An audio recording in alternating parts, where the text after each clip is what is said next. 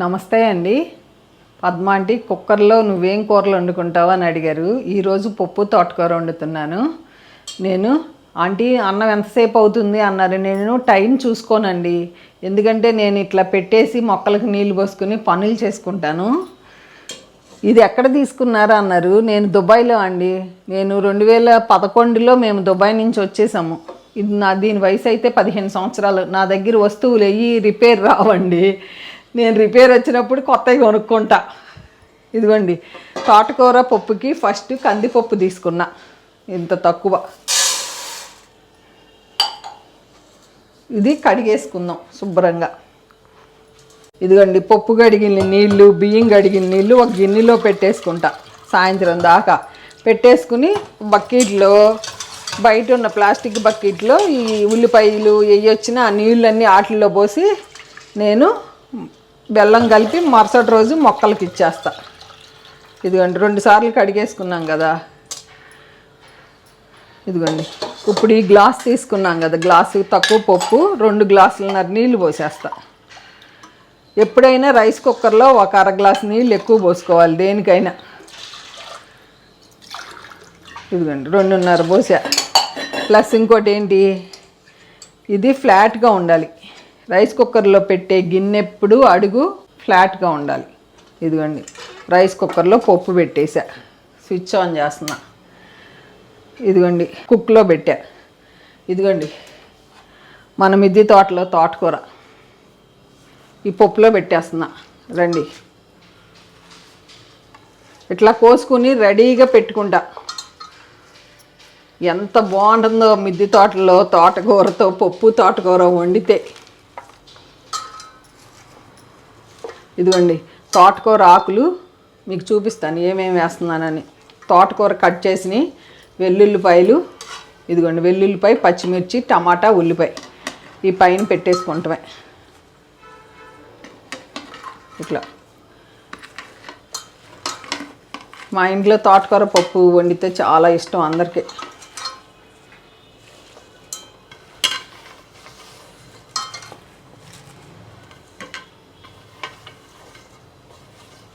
Rice cooker గిన్నెలో నీళ్లు పోసి మనం కడుక్కుంటాం కదా, అడుగున తడి లేకుండా చూసుకోండి. ఇప్పుడు నేను గిన్నె పెట్టాను కదా, టపటప అని ఏమంటలా, తడి లేకుండా చూసుకోవాలి ఇప్పుడు, సరేనా?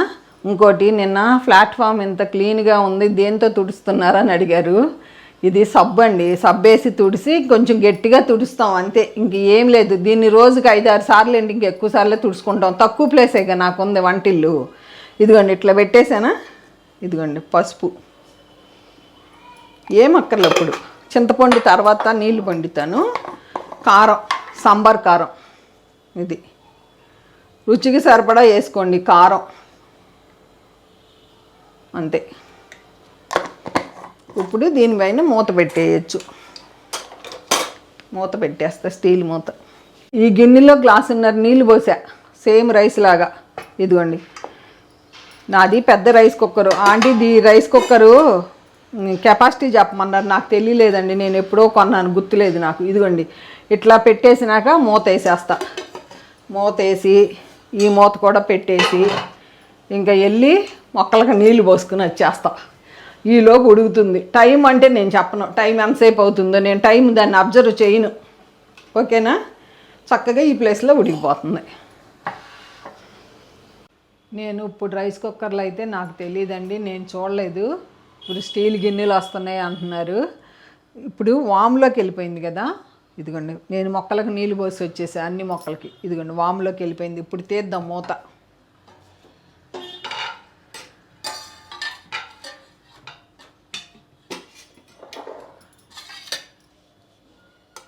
ఇదిగోండి, పప్పు చూడండి ఎట్లా ఉడికిపోయింది. ఉడికిపోయింది, చూసారా? ఉడికిపోయింది కదా.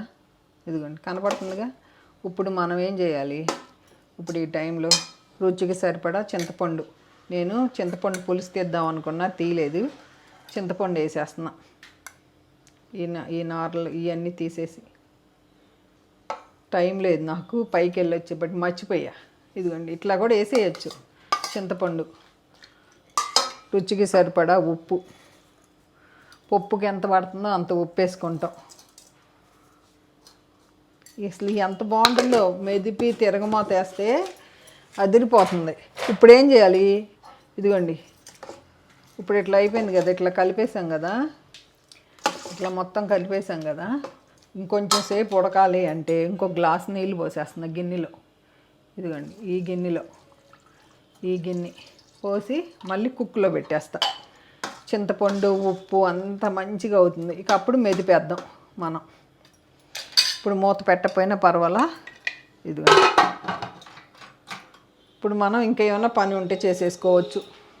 నేను ఇట్లా మొత్తం పనులన్నీ చేసుకుంటానికి ఇట్లా వాడుకుంటున్నాను, మీరే చూద్దరు. కానీ మనం ఇట్లా నీళ్లు పోసినప్పుడు ఏమవుతుందంటే ఉడుకుతుందండి, ఉడుకుతుంది చక్కగా. ఇదిగోండి చూపిస్తాను చూడండి, ఇట్లా ఉడుకుతుంది, లోపల పప్పు కూడా ఉడుకుతుంది. చూసారా ఎంత మెత్తగా అయిపోతుందో. మళ్ళీ మనం పని చేసుకొచ్చేయచ్చు, కూర మట్టికి మాడదు, మనకి వామ్లోకి వచ్చేస్తుంది. నీళ్ళు పోసాను కదా, పోసి మరలా పని చేసుకున్నా. ఇదిగో వామ్లోకి వచ్చేసింది, వామ్లోకి వచ్చేసి చక్కగా ఉడికిపోయింది. ఇక ఎంత బాగా ఉడికిపోయిందో చూడండి. పప్పు గుత్తి పెట్టి మనం మెదిపేసుకుందాం. బయటికి తీసి పప్పు గుత్తితో మెదిపేస్తా. ఇంకా ఆపేస్తున్నా, ఆపేసి ఇది తీసుకుంటున్నా. దాంట్లో నీళ్ళు ఉండవు, దాని మీద మూత పెట్టేసి తోమేసుకుంటాం. ఇట్లా అవుతే రోజు తోమేస్తా. మెత్తగా మెదిపేసుకోండి. ఇంకా ఎంత మెత్తగా మెదుపుకుంటామో అంత మెత్తగా మెదిపేద్దాం. ఇదిగోండి పప్పు మెదిపేసాను, ఎంత బాగా అయిపోయిందో చూడండి, ఎంత బాగుందో. ఇప్పుడు తిరగమూతకి గిన్నె పెట్టాను. ఇదిగోండి నెయ్యి వేసుకున్నా. నెయ్యి వేసుకోవాలి కొంచెం, పప్పు కూరకి నెయ్యి వేస్తేనే బాగుంటుంది. ఒక గరిటె నూనె చాలు. నూనె తక్కువ వేసి నెయ్యి ఎక్కువ వేసుకుంటే మంచిగా ఉంటుంది. నూనె బాగా కాగినాక ఆవాలు వేసుకుందాం. ఆవాలు చిటపట అనాలి. ఆవాలు జీలకర్ర, ఇదిగోండి వెల్లుల్లిపాయలు దంచినాయి. వెల్లుల్లిపాయలు, ఆవాలు చిటపట అంటున్నాయి కదా, ఇప్పుడు ఎండుమిరపకాయలు వేసేసుకోండి. ఇదిగోండి కరివేపాకు, కొత్తిమీర కూడా దీంట్లోనే వేసేస్తున్నా.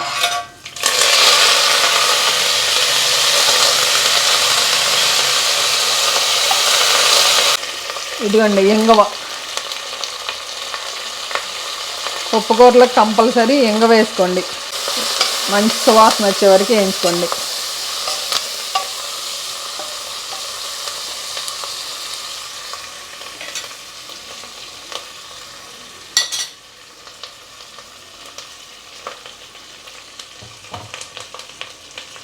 ఇప్పుడు పప్పు దీంట్లో పోసేద్దాం.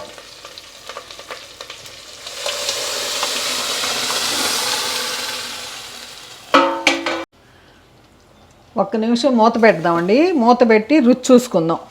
మీకు ఏమన్నా చింతపండు కానీ పులుపు కానీ ఉప్పు కారం తగ్గిందామో చూసుకుంటామే. ఫైనల్గా అయితే గ్యాస్ పైతో మనం తిరగమూత వేసుకోవాల్సిందే, మనం తప్పదు తిరగమూత. ఇదిగోండి ఎంత బాగుందో చెప్పాలి మీరే. టేస్ట్ చూస్తున్నా నేను, ఇంక అయిపోయింది, ఆపేసుకుంటామే.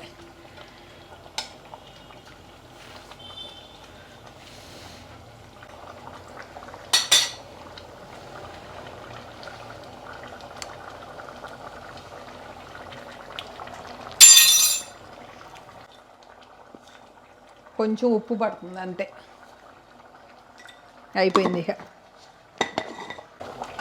ఎంత ఈజీగానో రైస్ కుక్కర్లో వండేయచ్చు. మన మిద్దె తోటలో తోటకూర పప్పు.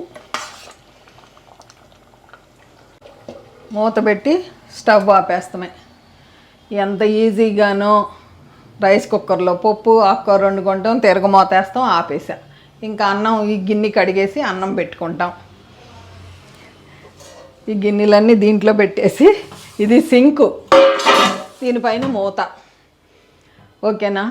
ఈ వీడియో ఎలా ఉందో కామెంట్ రూపంలో తెలియజేయండి, తప్పకుండా అందరికీ రిప్లై ఇస్తాను. ఓకే అండి, ఉంటానండి, బాయ్ అండి. మీ అందరూ అడిగారని చెప్పి నేను రైస్ కుక్కర్లో పప్పు తోటకూర వేసాను.